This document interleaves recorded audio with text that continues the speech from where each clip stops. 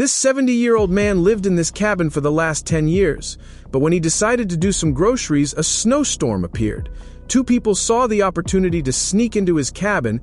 They were desperate to have a roof over their head during the snowstorm. But when they found out what was inside the cabin, it was already too late to run.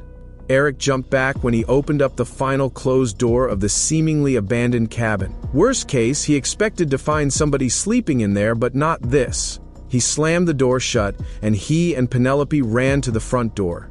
Just as they were almost out of the cabin, the front door slammed open, revealing an armed old man standing in the threshold. He demanded to know what they were doing in his home. Eric stammered, trying to mention what they found in the back room.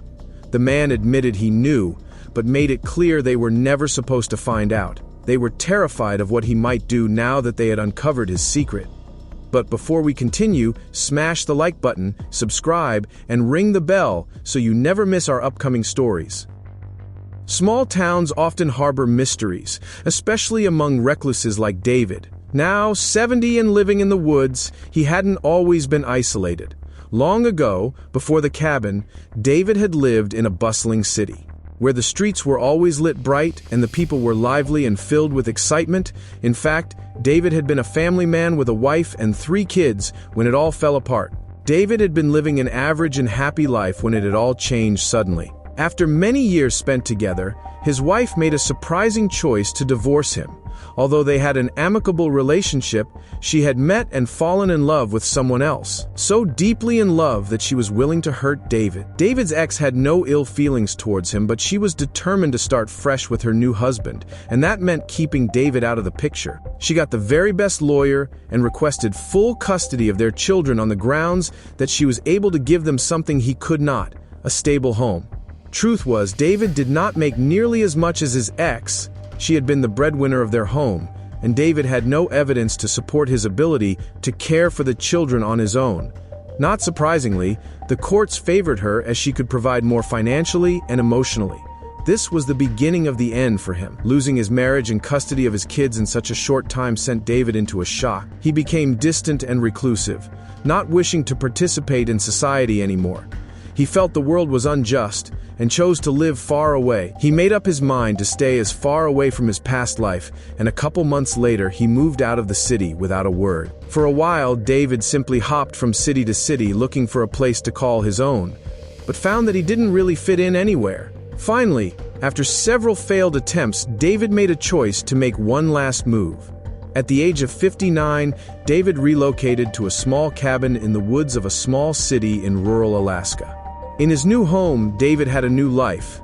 He barely left his cabin and even less frequently visited the small town that faced the large forest. David was so reclusive that he had a reputation. He was seen once every 2 weeks when he went into town to buy supplies. He was often seen looking disoriented and wearing. He was also known for barely ever speaking a single word to others.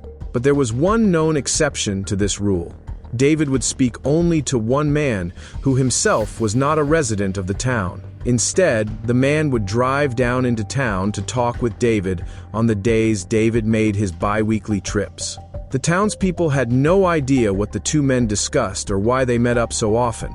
All they knew was David would always return from their visits with a large filled bag. The bag appeared heavy, and the old man would walk back with it to his cabin. Soon, the mystery surrounding the bag began to spread amongst the town's residents.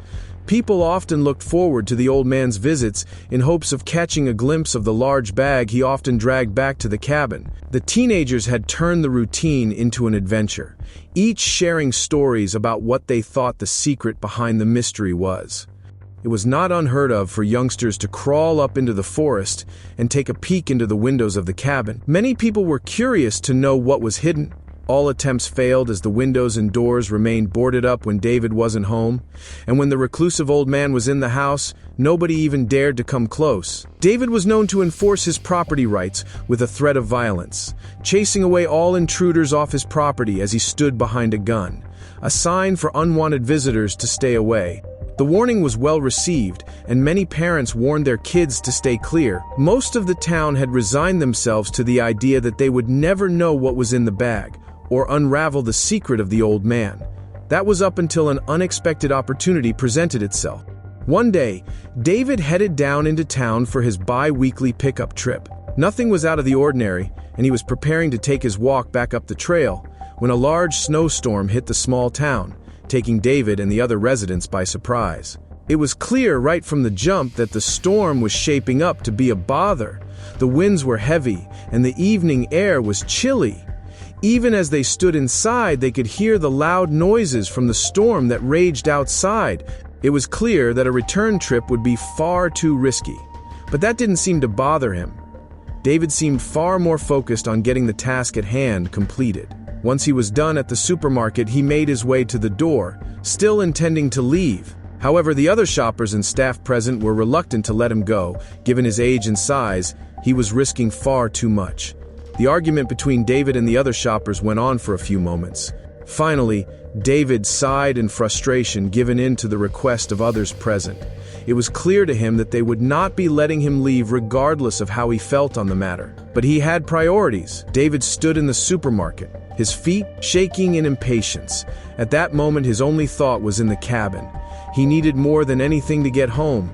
Every minute he spent away was wasted time, and even worse than the storm were the other customers who would not let him leave. Meanwhile, on the other side of town, in the forest, David and the residents were not the only ones caught off guard by the storm. Eric and Penelope, two hikers, found themselves stranded in the woods. They had been following a new trail when the storm hit, and now they were in need of a place to seek refuge. Since they lived in Alaska, hiking was always done with warmer clothes, which meant their chances of survival were a little higher. But the storm was a completely different scenario they had not prepared for, and the clothes seemed to feel less helpful against the cold as the time went by. Eric and Penelope were well aware of the fact that they needed to find shelter soon. If they didn't, they were sure to freeze to death. There was no telling just how long the storm would be raging on for. At this point, they were willing to take any shelter they could find, even a lonely cabin in the middle of the woods. Eric was the first one to spot the cabin.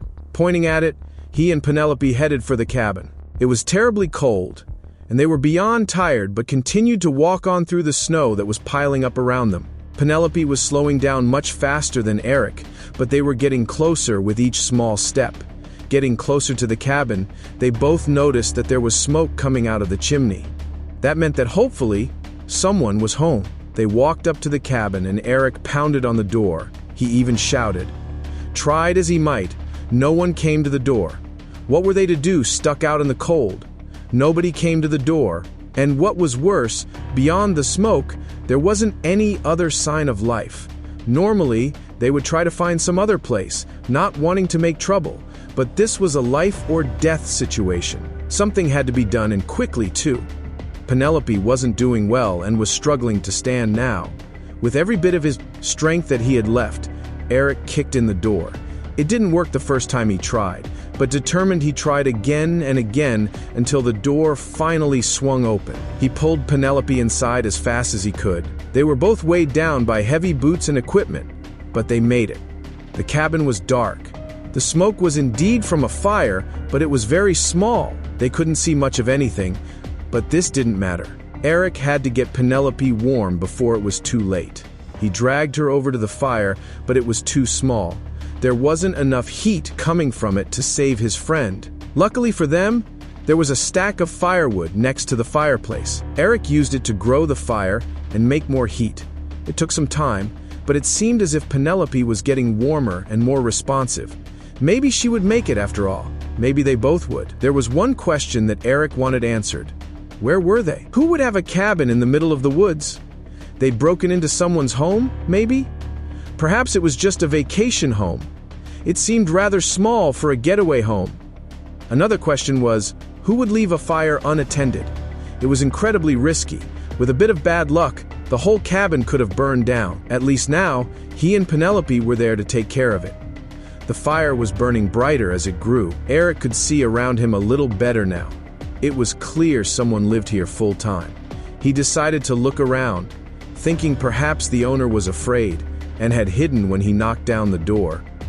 He wanted to assure anyone present that he and Penelope meant no harm, they just needed shelter. By this point, Penelope had fallen fast asleep in front of the fire, exhausted and recovering from the cold. Eric knew she was safe, and just needed rest. He wanted to sleep too, but he was too curious. He got up on weary legs to search the cabin. The bathroom and bedroom were empty, but one room remained. Eric tried the door, but it was locked. He knocked, calling out that he meant no harm, but heard a noise from the other side. Spotted a key hanging beside the door. After a moment of hesitation, deciding he should face whoever was inside, he took the key and turned it in the lock. He opened the door slowly. The room was dark, but Eric's attention was immediately drawn to the source of the noise. He was stunned. He was standing face to face with a gigantic grizzly bear. It was the most terrifying moment of his life. Whether from exhaustion or pure terror, Eric passed out immediately.